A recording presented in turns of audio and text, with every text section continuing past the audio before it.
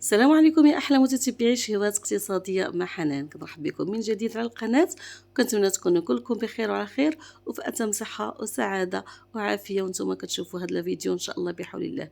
اليوم غادي نقترح لكم واحد الطويجين بالشوفلور كيجي زوين بزاف بدون لحوم، ولكن البنه بحال كتاكلي اللحم او لا اكثر بطريقه زوينه بنينه. يعني كلشي غادي يبغيو، واخا ما يبغيوش ياكلوا الشيفلور غادي يبغيوه بهذه الطريقه. فكنتمنى ان شاء الله تبقاو معايا لاخر الفيديو باش تشوفوا الطريقه ديال التحضير ديال هذا الطويجين كيفاش وجدناه. اول حاجه كناخذوا هكا طويجين، عندي فيه حبه ديال البصله مشلضها كيف ما كتلاحظوا، حبه ديال الفلفل هكا صغيره حتى هي مقطعه مربعات صغيره.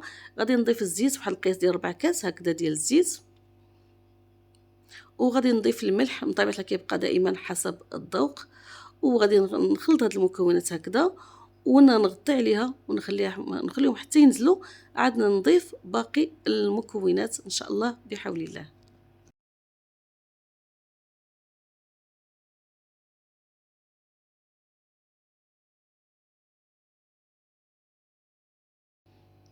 من بعد ما كتنزل ديك البصيله والفلفله غادي نضيف قياس واحد 3 ديال الحبات ديال المطيشه او الطماطم هكا مقطعين مربعات صغيره.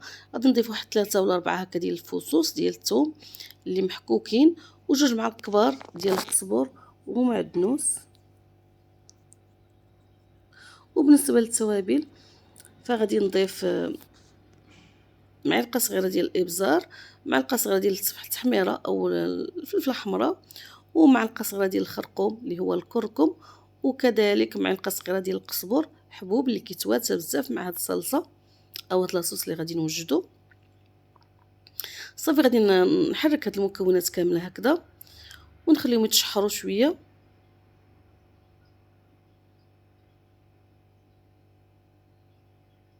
كل ما تشحروا المكونات مزيان كل ما كتعطينا واحد الصلصه اللي بنينه وزوينه. صافي غادي نمرق بواحد كاس صغير هكذا ديال الماء ونغطي عليهم ونخليهم يتشحروا ويطيبوا هكذا ويتعلقوا مع بعضياتهم.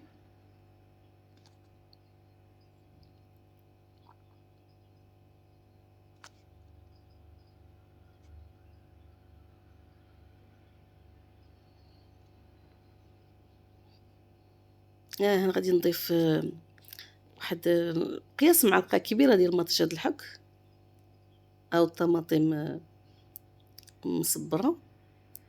غادي نضيف كذلك واحد جوج مزيودات بالنسبه اللي كيبغي الحار. صراحه هاد الصلصات يعني بلا حار كيتكملوا غير هكا يعني بالحرور. يمكن لكم تضيفوا واحد المعلقه ديال الهريسه، واحد المعلقه صغيره تكون عامره مزيان ديال الهريسه. صراحه كتجيب الهريسه بنينه بزاف هاد الصلصه. انا عندي وليدات صغار فكنتفاداها وصافي غطيت ديك الصلصه ديالي وخليتها تكمل الطياب. جانبا خديت هكا واحد البيضه درتها هكذا في واحد الاناء، زدت عليها الملح، نزيد عليها تقريبا نفس التوابل اللي درت في الطاجين مع الصلصه. غادي نزيد عليها هكا واحد راس معلقه ديال الابزار، شويه ديال التحميره كذلك واحد نص معلقه صغيره ديال التحميره. هاد المعلقات راهم دوك ديال العطريه الصغيورين ماشي زعما دوك المعالق ديال القهوه. صافي غادي نزيد هنا بودره الثوم، وغادي نخلط هاد المكونات مزيان حتى تنسجم ديك البيضه مع هادوك التوابل.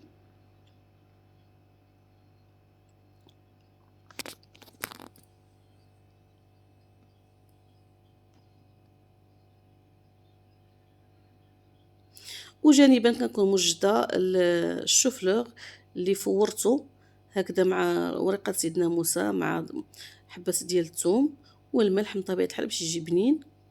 وغادي ندوزو في هذا البيض هكذا كامل، نحاول نشربه مزيان بالبيض.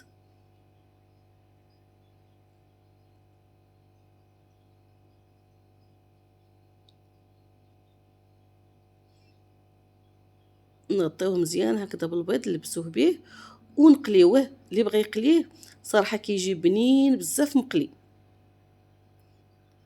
ولكن للاسف غادي يعني ما نقدرش نقليه لاسباب صحيه. غادي نديرو في في الفران هكذا يتحمر مزيان. ولكن صراحه الله زعما هو مقلي كيجي بنين بزاف بزاف. البنه كلها كتكون في داك الشوفلور هكذا مقلي مع البيض كيجي بنين بزاف صراحه. صافي كنحاول هكا ناخذ داك الشيفلور نلبسو مزيان كله هكذا بالبيض كيف ما كتلاحظوا معايا.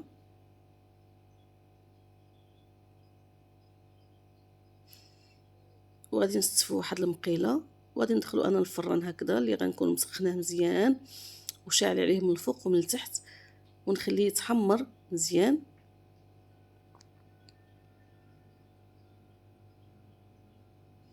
المهم هانتوما غادي تشوفوا معايا يعني في لا فيديو الخطوات. انا نستفو هكذا في المقيله،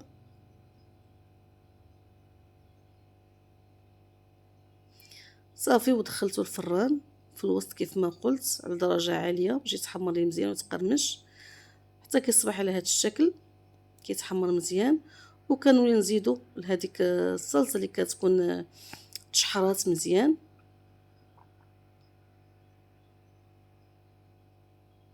انا زدت الفتيوته الصغار كنا نزيدهم في الصلصه يعني لا ضياع. صافي وغناخد هكذا واحد المعلقه وغادي نبدا ندير هذيك الصلصه فوق الوجه ديال الشيفلور على الشيفلور هكذا باش يتشرب ديك المذاق ديال الصلصه وياخذ ديك البنه ويطيب هكذا بنين.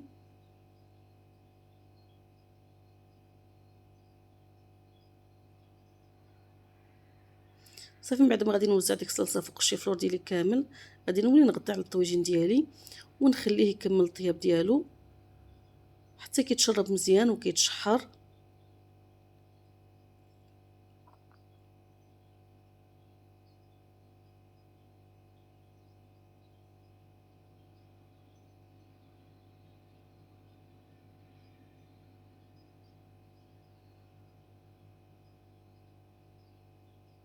طويجين خفيف ظريف صراحه، خف نزربن ولكن تيجي بنين وزوين.